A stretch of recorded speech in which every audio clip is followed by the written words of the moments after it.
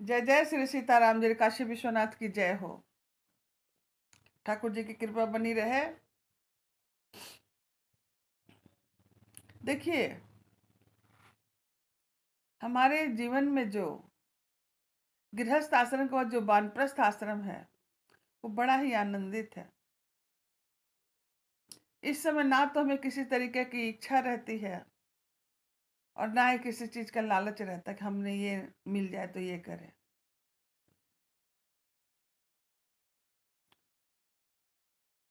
हम माया से जितना दूर खींचेंगे उतना ही हमारे लिए अच्छा होता है।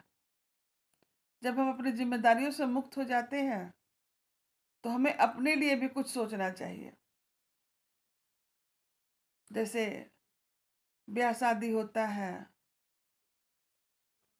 तो गृहस्थ आश्रम में रहते हुए सब कर्म करते हुए जब गृहस्थ बढ़ता है, हमारा बेटा बेटी होती हैं, उनकी पढ़ाई लिखाई शादी विवाह, जब ये सब से हम परिपूर्ण हो जाते हैं और जब उनके ये हम इच्छा करते हैं कि भगवान एक पोता पोती भी दिखा दो, वो भी हम देख लेते हैं, तब हमें कोई इच्छा नहीं करना चाहिए।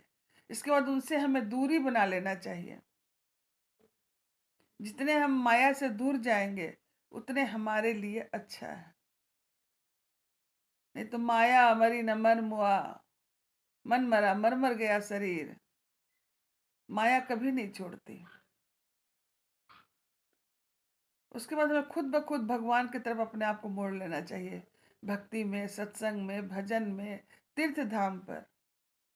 हाँ, मैं मानती हूँ कि जैसे कोई ऐसी विकट परिस्थिति आ जाती है, जैसे शारीरिक फिजिकली लाचार हो जाते हैं, चाहे हम चल नहीं पाते, चाहे कुछ भी और कारण, कभी इकोनॉमिकल प्रॉब्लम भी आ जाती है, तो उसके लिए भी हम प्रभु से, जरूरी नहीं है कि हम बन जाए, जरूरी नहीं कि हम धाम पे जाए, अपने आप में ही हम एकदम निश्चिंत हो जाए। मिले वो खा ले, ना मिले तो भी ठीक है, मिले तो खा ही लिए।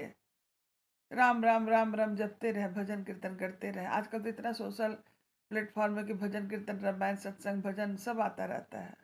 वो सब देखते रहे। वो भी नहीं हो रहा तो हम अपने मन में ही अपने आप को जपे, तभी हमें मोक्ष की प्राप्ति होगी, तभी हम उनके तरफ बढ़ पाएंगे। नहीं तो माया में तो हम मरते रह जाएंगे। आज ये देखे, कल पोता पोती देख लेंगे जी, पोती बड़ी हो रही है, पोता बड़ा हो रहा है, उसके पढ़ाई में स्कूल ले जा रहे हैं, टिफिन लंच बना के नहीं, यहाँ ले जा रहे हैं, पार्क में घुमाने ले जा रहे हैं, खेल रहे हैं। फिर बड़े हुए फिर उनकी शादी की इच्छा करेंगे, तो ये तो इच्छा तो हमारी कभी ख़त्म ही नहीं होगी। तो वैसे ही राजा जनक जी जब बेटे बहू की शादी कर दिए, बेटे बहुएं आ गए शादी करके, तो एक दिन काफी समय लंबा बीता। उसके बाद वो एक दिन ऐनक लेकर के अपने आप को देख रहे थे, तो मुकुट टेढ़ा करके जब देखा तो उनके सर के बाल पके हुए थे, कानों के नीचे बाल पक गए थे। तो उन्होंने अपने आप से क्या कह रही, जिसका रामचंद्र जैसा बेटा हो, तीनों भाई उनके साथ हैं, लक्ष्मण, शत्रुघ्न, भरत, तो अब क्या सोचना है इनको। तिलक राज्य तिलक करते हैं और चला जाए वानप्रस्थ में, अब हमें क्या सोचना। ये उनके मन में आया, उसी का वर्णन यहाँ हो रहा है।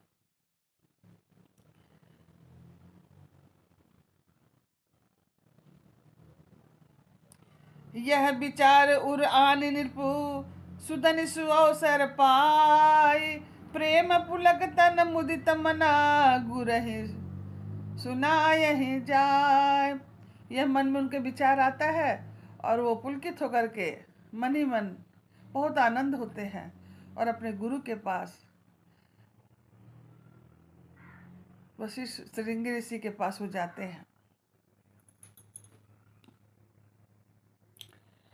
कहीं भुआलु सुनई मुनि नायक, भय राम सब विधि सब लायक, सेवक सचिव सकल पुरवासी, जे हमारे अरि मित्र उदासी, सुबहि राम प्रिय जेहि विधि मोहि, प्रभु आशीष जनु तनु धरि सोही, विप्र सहित परिवार गोसाई, करहूँ छोहि सब रो रही नाई।